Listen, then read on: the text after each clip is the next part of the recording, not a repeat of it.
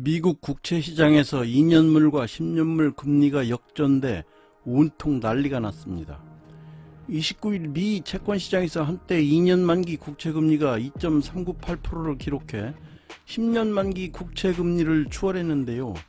2년물 국채금리가 10년물 국채금리보다 높게 형성된 것은 미국과 중국이 서로 고율 관세를 부과하며 일종의 경제전쟁을 벌인 2019년 9월 이후 2년 반 만에 처음입니다.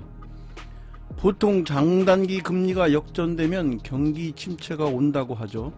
그러면 장단기 금리가 역전되면 왜 경기 침체가 온다고 할까요?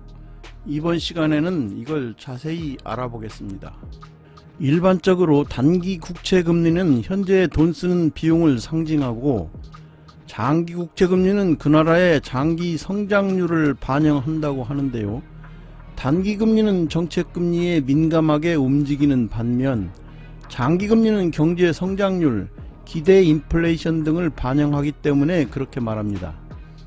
그래서 미 2년물 국채 금리는 미 연준의 통화정책을 바로 반영하는 특성이 있고요.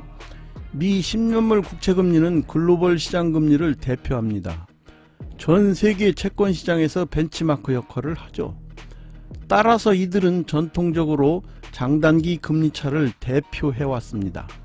채권은 보통 만기가 길수록 금리가 높은데요.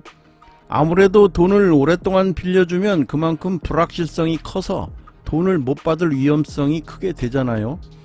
기간이 짧은 채권보다 기간이 긴 채권이 더 높은 금리를 받는 건 당연합니다.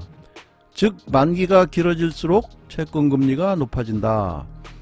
돈을 빌려줄 때 1년을 빌려줄 때보다 5년을 빌려줄 때 이자가 더 비쌀 수밖에 없습니다. 사람들은 경기가 조만간 나빠질 것이라는 위기감이 확산되면 불안하게 되잖아요. 그래서 투자자들이 대표적인 안전자산인 장기 채권 투자에 몰리게 됩니다. 수요가 늘어나면 서로 사려고 하기 때문에 채권 가격은 오르게 되죠. 수요가 많아지면 금리를 낮게 해도 소화가 잘 되기 때문에 장기 채권 금리는 내리게 됩니다. 그런데 장기 채권 금리가 단기 채권 금리보다 더 내려간다면 이거야말로 경기 침체가 발생할 수 있다고 사람들이 인식한다는 얘기가 되죠. 장단기 금리차는 수익률 곡선, 일드 커브로 표현되는데 실물 경기의 선행성을 판단하는 유용한 지표로 사용됩니다. 실제로 과거 미국의 13차례 경기 침체 가운데 10차례나 수익률 곡선 역전이 미국 경기 침체를 선행했습니다. 경기 풍향계로서 역할을 했던 것이죠. 그래서 장단기 금리의 역전은 1, 2년 이내에 경기 침체가 발생할 수 있다는 경고로 인식됩니다. 한때 세계 경제 대통령으로 칭송받던 앨런 그린스펀 전 FED 의장은 실물 경제만 감안해 통화정책을 추진해야 한다고 주장했는데요. 이를 그린스펀 독트린이라고 합니다. 이 독트린은 한때 큰 성공을 거둔 것처럼 보였지만 자산시장에 거품을 일으켜 2008년 하반기 이후 금융위기를 낳게 한 주범으로 몰렸죠. 앨런 그린스펀 전 연준 의장이 경기 과열 방지를 위해 재임 당시 2004년 6월 1%였던 정책금리를 2006년 3월까지 4.75%로 375bp나 올리는 조치를 취했습니다.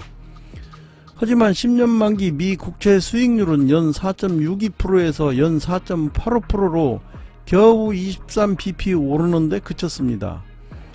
단기 금리가 상승했는데 시중 장기 금리는 상대적으로 하락하고 증시가 상승 랠리를 보였던 것이죠. 이상하게도 대출이 억제되지 않고 거품 발생이 심화되어 장기 금리가 하락한 것입니다. 이렇게 되면 시중의 자산 가격이 잡히지 않아 금융위기로 연결됩니다. 그린스펀도 당시에는 이유를 알 수 없어 곤혹스러워 했는데요. 이 현상은 월가에서 그린스펀의 수수께끼로 불렸습니다. 나중에 알고 보니 중국 등 경상수지 흑자국들이 막대한 외화 보유액을 바탕으로 미국 국채를 마구 사들였던 것입니다.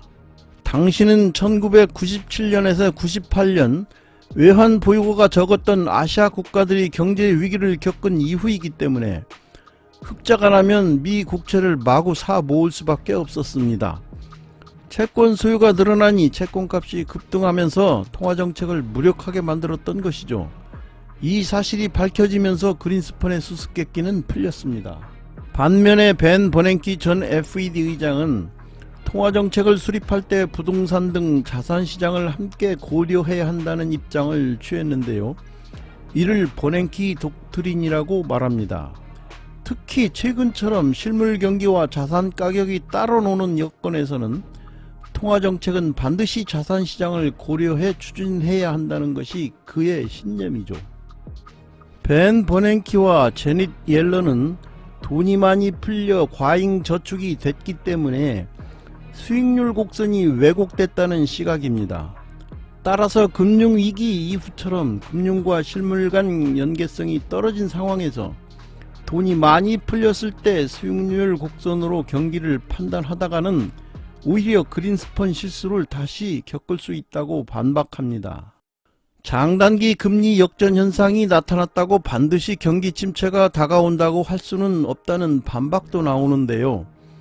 요즘 월가에서는 경기 변동성 주기가 짧아지고 있어 10년물과 3개월물의 금리 차이를 비교해야 현실을 반영할 수 있다는 주장이 힘을 얻고 있습니다. 10년물과 2년물 비교가 더 이상 의미가 없다는 것이죠.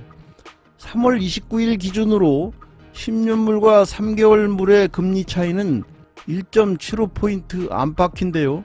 최근 갈수록 벌어지는 흐름을 보이고 있습니다. 전문가들은 글로벌 금융위기 이후 연준이 양적 완화를 실시해 직접 채권을 대량 매입한 결과 장기 국채금리가 오랫동안 낮은 상태로 억눌려 있다는 점도 감안해야 한다고 말합니다. 오랫동안 저금리 상황이 지속되어 채권의 기간 프리미엄이 축소된 것이란 말이죠. 옐런은 과거와 달리 수익률 차이는 빠르게 좁혀졌고 이런 상황에선 장단기 금리의 역전도 더 쉽게 발생할 것이라고 말합니다.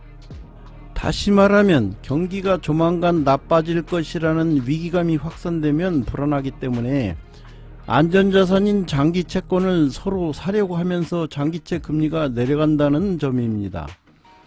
그러나 글로벌 금융위기 이후엔 장기 국채금리가 오랫동안 낮은 상태로 억눌려 있었기 때문에 10년물과 2년물의 비교보다는 10년물과 3개월물의 장단기 금리차를 비교하는 것이 더 현실적으로 보입니다. 이상 장단기 금리가 역전되면 왜 경기 침체가 온다고 하는지 그 내용에 대해서 알아봤습니다. 내용이 마음에 드셨다면 더 많은 노출을 위해 구독과 좋아요를 꾹 눌러주시면 많은 힘이 됩니다. 알람까지 눌러주시면 편리하게 다음 내용도 들을 수 있습니다. 다음엔 더욱 좋은 자료로 여러분을 모시겠습니다. 감사합니다.